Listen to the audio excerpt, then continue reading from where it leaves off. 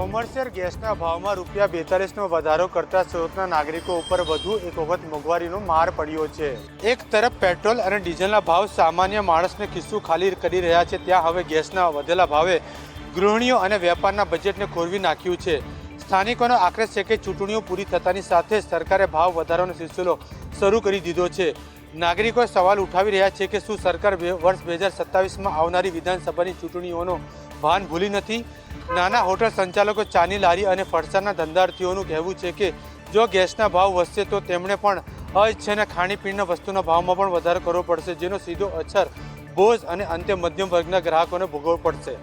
જનતા હવે આ ભાવ વધારાને લઈને ચિંતિત જોવા મળી રહી છે, ત્યારે હવે સરકાર આ ભાવ વધારા પર કોઈ અંકુશ લાવે છે કે પછી કોઈ રાહત આપે છે, તે હવે જોવાનું રહ્યું।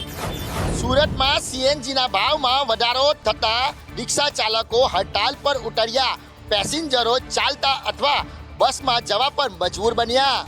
સુરતમાં સીએનજી ગેસના ભાવ વધારાની અસર હવે રસ્તા પર સ્પષ્ટપણે જોવા મળી રહી છે। શહેરના ડિંડોલી વિસ્તારમાં રિક્ષા ચાલકોએ હડતાલ પર ઉતરી વિરોધ નોંધાવ્યો છે, જેના કારણે વહેલી સવારથી જ મોટી સંખ્યામાં મુસાફરોને મુશ્કેલીનો સામનો કરવો પડી રહ્યો છે। રિક્ષા સેવા બંધ રહેતા લોકો ચાલીને અથવા સિટી બસમાં મુસાફરી કરવા મજબૂર બન્યા છે। અનેક રૂટ પર બસોમાં ભારે ભીડ જોવા મળી હતી, જેના કારણે મુસાફરોને હાલાકી ભોગવવી પડી રહી છે। રિક્ષા ચાલકનું કહેવું છે કે સતત વધતા સીએનજીના ભાવના કારણે તેમની આવક પર સીધી અસર પડી છે અને ખર્ચમાં વધારો થયો છે, તેથી તેઓ રિક્ષા ભાડામાં ઓછામાં ઓછા ₹5નો વધારો કરવાની માંગ કરી રહ્યા છે। ત્યારે આ હડતાલના કારણે હજારો મુસાફરોએ અટવાવાનો વારો આવ્યો હતો, જેની અસર મોટાભાગના સામાન્ય મુસાફરો પર જોવા મળી હતી। વડોદરામાં ઈંધણ બચતના મેસેજ પર વડોદરા મહાનગરપાલિકાના ડેપ્યુટી કમિશનર VM રાજપૂત કારમાં એસી ચાલુ રાખીને બેઠેલી હાલતમાં જોવા મળ્યા હતા। મંત્રી દ્વારા ઈંધણ બચતની અપીલ કરવામાં આવી છે, ત્યારે જવાબદાર અધિકારીની આ તસવીરો અનેક સવાલો ઊભા કરી રહી છે। કેમેરા સામે આવતા જ અધિકારી કારમાંથી બહાર નીકળી ગયા હતા। સંદેશ ન્યૂઝના સવાલોનો જવાબમાં ડેપ્યુટી કમિશનર VM રાજપૂતે જણાવ્યું હતું કે તેઓ માત્ર ફાઇલમાં સહી કરવા માટે કારમાં બેઠેલા હતા અને પ્રધાનમંત્રીના સંદેશને અનુસરવા ફ્યુલ બચત માટે કામગીરી સતત ચાલી રહી છે। જોકે એક તરફ ઈંધણ બચતનો સંદેશ અને બીજી તરફ ચાલુ કારમાં એસીનો ઉપયોગ પાલિકાના અધિકારીઓની કાર્યશૈલી પર ચર્ચા જગાવે છે। પ્રધાનમંત્રીનો મેસેજ ઈંધણ બચતનો પણ વડોદરા મહાનગરપાલિકાના ડેપ્યુટી કમિશનર કારમાં એસી ચાલુ રાખીને બેઠેલી હાલતમાં જોવા મળ્યા હતા। ત્યારે ચિંતાજનક એ વાત છે કે શું માત્ર ઈંધણ બચતનો મેસેજ જનતા પૂરતો જ છે, અધિકારીઓ માટે કેમ નહીં? વડાપ્રધાન નરેન્દ્ર મોદીની ઈંધણ બચતની અપીલને અનુસરીને MS યુનિવર્સિટીએ દર સોમવારે નો વ્હીકલ ડે ઉજવવાનો નિર્ણય કર્યો છે, પણ પ્રથમ દિવસે જ આ નિર્ણયનો ફિયાસ્કો થયેલો જોવા મળ્યો। અધિકારીઓ, કર્મચારીઓ અને વિદ્યાર્થીઓ ખાનગી વાહનોનો ઉપયોગ ટાળીને ઈંધણનો બચતનો સંદેશ આપે, પરંતુ અભિયાનના પ્રથમ દિવસે જ જાહેરાત અને વાસ્તવિકતામાં વચ્ચેનો તફાવત સ્પષ્ટ જોવા મળ્યો। યુનિવર્સિટી કેમ્પસમાં મોટી સંખ્યામાં 2 અને 4 ચક્રી વાહનો જોવા મળતા નો વ્હીકલ ડેના અમલ સામે સવાલો ઊભા થયા છે। જોકે યુનિવર્સિટીના કુલપતિ ભાલચંદ્ર ભાણગેએ સ્વીકાર્યું છે કે અભિયાનનો સંપૂર્ણ અમલ થઈ શક્યો નથી। તેમનું કહેવું છે કે સૌને ઈંધણ બચત માટે અપીલ કરવામાં આવી છે અને આગામી સમયમાં વધુ લોકો સ્વયંભૂ રીતે જોડાશે તેવી આશા વ્યક્ત કરી છે। હવે જોવાનું એ રહેશે કે નો વ્હીકલ ડે એ માત્ર અપીલ પૂરતો જ છે કે પછી MS યુનિવર્સિટીના કેમ્પસમાં આ અભિયાન સફળ બનશે। યોજાનારા બાગેશ્વર ધામ ધીરેન્દ્ર કૃષ્ણ શાસ્ત્રીના કાર્યક્રમને લઈને વિરોધ જોવા મળી રહ્યો છે। વિજ્ઞાન જાથા અને સાથી કાર્યકર્તાઓએ વિરોધ નોંધાવ્યો। રાજકોટમાં યોજાનારા બાગેશ્વર ધામના કાર્યક્રમને લઈને વિવાદ સર્જાયો છે। વિજ્ઞાન જાથા સાથે જોડાયેલા કાર્યકર્તાઓએ કાર્યક્રમનો વિરોધ નોંધાવી અંધશ્રદ્ધા ફેલાવતા હોવાના આક્ષેપ કર્યા છે। વિજ્ઞાન જાથાના ચેરમેન જયંતભાઈ પંડ્યાએ જણાવ્યું કે સંસ્થા દ્વારા શ્રદ્ધા અને આસ્થાનો વિરોધ કરાતો નથી, પરંતુ અંધશ્રદ્ધા અને ભ્રામક દાવાઓ અને ધતિંગનો વિરોધ કરવામાં આવી રહ્યા છે। તેમણે કહ્યું કે અમે હનુમાન કથા કે પછી સનાતનનો વિરોધ નથી કરી રહ્યા, પરંતુ સમાજની અંદર જે પ્રકારે અંધશ્રદ્ધા ફેલાવવામાં આવી રહી છે તેને લઈને વિજ્ઞાન જાથા સતત કાર્યક્રમ આપીને વિરોધ કરી રહ્યું છે। વિજ્ઞાન જાથાના જયંત પંડ્યાનું કહેવું છે કે અમે હનુમાન કથા કે પછી સનાતન ધર્મનો વિરોધ નથી કરી રહ્યા, પરંતુ બાબા દ્વારા ફેલાવવામાં આવતી અંધશ્રદ્ધાનો વિરોધ કરી રહ્યા છીએ। ગુજરાતમાં વસ્તી ગણતરીના પહેલા દિવસે જ સુરતમાં વિવાદ જોવા મળ્યો હતો। આજે સુરતમાં વસ્તી ગણતરી થઈ શકી જ નહીં હતી।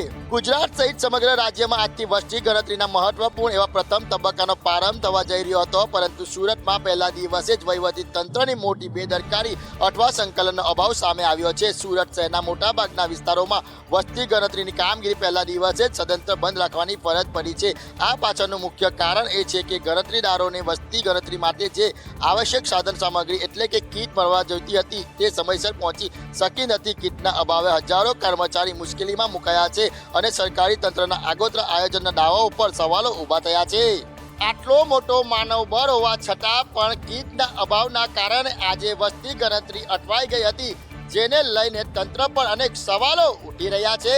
માર્ગો પરના ટ્રાફિકને હળવો કરવા માટે સાથે જ રોડને અવરોધ મુક્ત કરવા માટે અમદાવાદ મહાનગરપાલિકા દ્વારા સતત દબાણ હટાવવાની કામગીરી કરવામાં આવી રહી છે.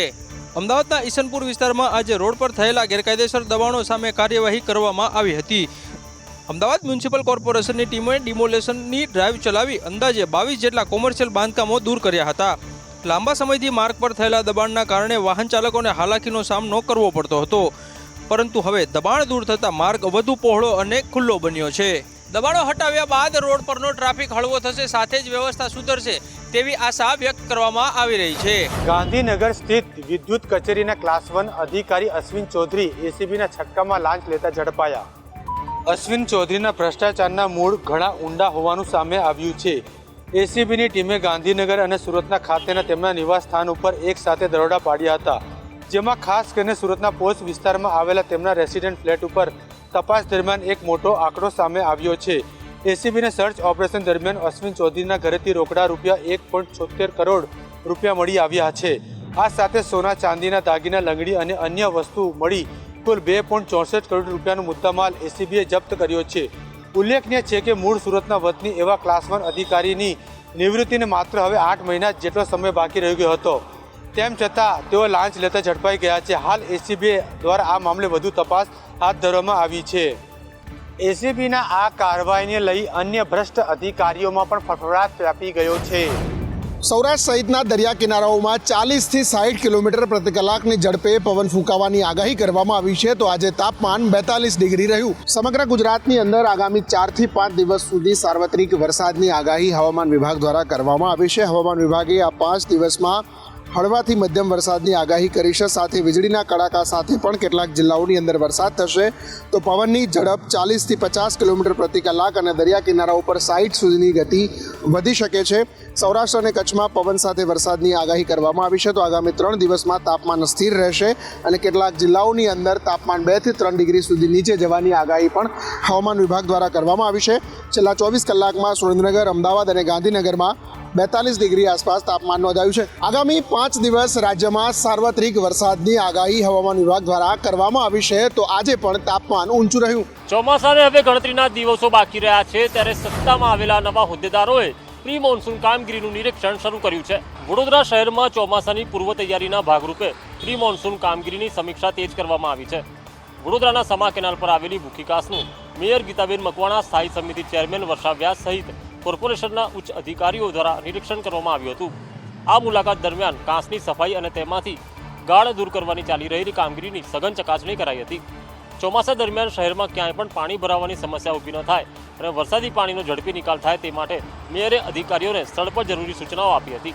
હાલ તો હોદ્દેદારો અધિકારીઓને સૂચના આપી રહ્યા છે, નિરીક્ષણો કરી રહ્યા છે, ફોટો સેશન કરાવી રહ્યા છે, પરંતુ જ્યારે વરસાદ પડશે ત્યારે પરિસ્થિતિ શું હશે તે જોવું રહ્યું. વડોદરા શહેર નરેન્દ્ર મોદી સ્ટેડિયમમાં જ્યારે મેચનો ઉત્સાહ ચરમસીમાએ હોય છે, ત્યારે સ્ટેડિયમની અંદર જ નહીં પરંતુ સ્ટેડિયમની બહાર પણ મેટ્રો નવો જ ઇતિહાસ રચતી હોય છે.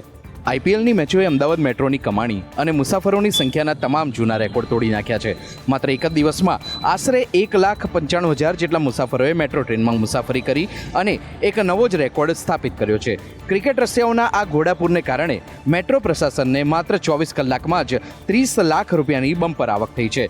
મોડી રાત્રે મેચ પૂરી થયા બાદ સ્ટેડિયમની બહાર નીકળતા હજારો ક્રિકેટ પ્રેમીઓને કોઈ હાલાકી ન ભોગવવી પડે તે માટે મેટ્રો તંત્ર દ્વારા મોડી રાત સુધી ટ્રેન દોડાવવાનો પ્રશંસનીય નિર્ણય લેવાયો હતો. ચુસ્ત સુરક્ષા અને એક્સ્ટ્રા ફેરાઓને કારણે ફેન્સ પણ ટ્રાફિક વગર ખૂબ જ આરામથી પોતાના ઘરે પહોંચી શક્યા હતા. આંકડા સાબિત કરી રહ્યા છે કે અમદાવાદ મેટ્રો હવે સાચે જ અમદાવાદની લાઇફલાઇન બની.